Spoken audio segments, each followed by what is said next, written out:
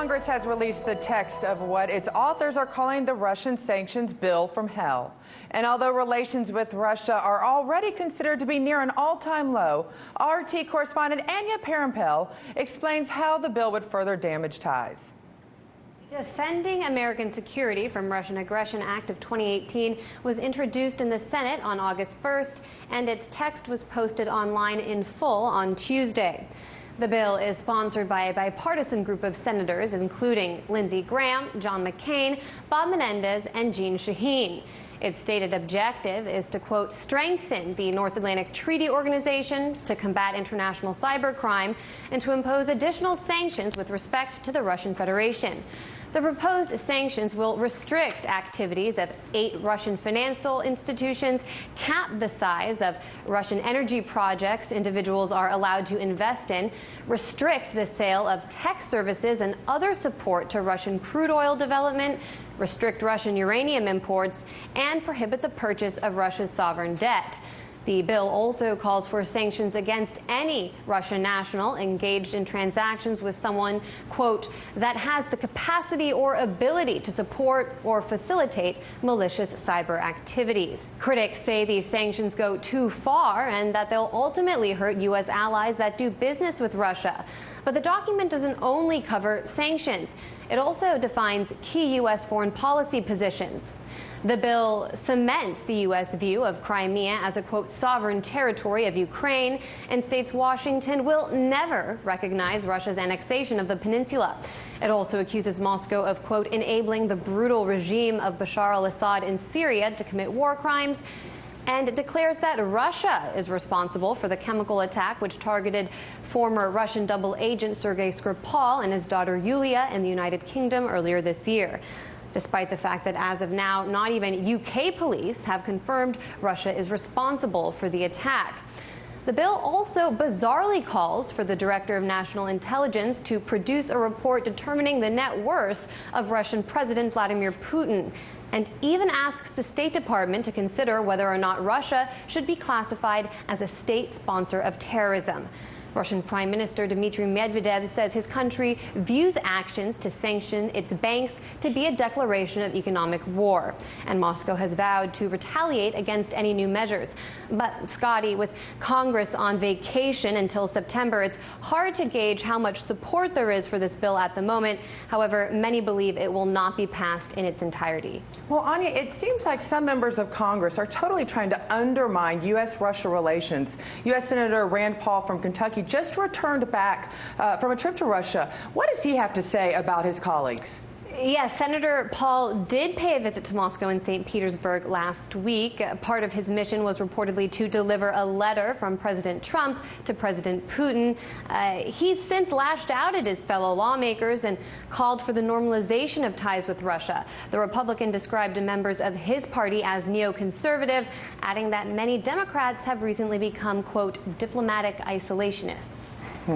Not good. Well, for more, we go to Dan Kovalik, professor of international human rights at the University of Pittsburgh and author of The Plot to Scapegoat Russia. Dan, thanks for joining us. If these sanctions go into place, who will ultimately feel the impact? Well, certainly the Russian people will feel it, and that's the point of sanctions like this, is to put pressure on the population to effectuate political change in their country. In that way, it's truthfully a form of terrorism, because it is trying to punish the civilian population for political ends. It's also, by the way, illegal to impose such sanctions unilaterally without the Security Council approving it, which, of course, is the plan here. So it's both illegal, and it will be quite devastating to the Russian people. Well, it's interesting. What justification does the State Department have for labeling Russia a state sponsor of terror? I think it has none. I mean, again, people have to remember that right after 9/11, President Putin actually called President George W. Bush, and he was the first world leader to offer his condolences after 9/11, to offer help in the war on terror. And Russia has actually given help in the war on terror, including help fighting the Taliban in Afghanistan, help fighting al-Qaeda, and of course, as we know, helping to fight ISIS in Syria. So if anything, Russia is a bulwark against terrorism.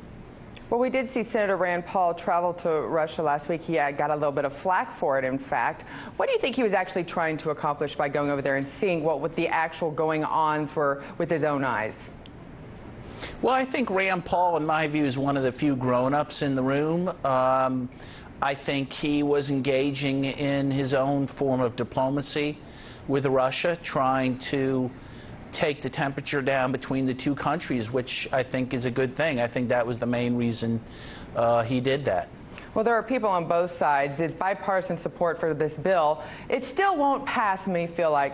Are lawmakers kind of just using this in a campaign election year to just grandstand and kind of attract cameras and attention to themselves? I would think so. I mean, it looks like this Russia bashing is, has been used for political gain now for about a year and a half.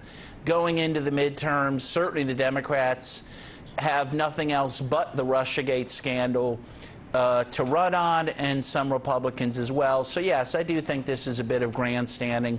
But of course, the danger is that the grandstanding will actually amount to something, and that it will get passed. And I think it will, for the reasons that Anya gave, solidify bad relations with Russia for a long time to come. Well, Dan, I'm sure you talk about this in your book, The Plot to Scapegoat Russia. Thanks for joining us tonight on this. As we're going to continue to see this story develop as politicians never stop grandstanding in an election year, it seems. Hey YouTube, thanks for checking out our channel. We hope you enjoyed the video. We have tons of content for you just like this. For more of RT America's one-of-a-kind news and analysis, be sure to subscribe and never stop questioning more.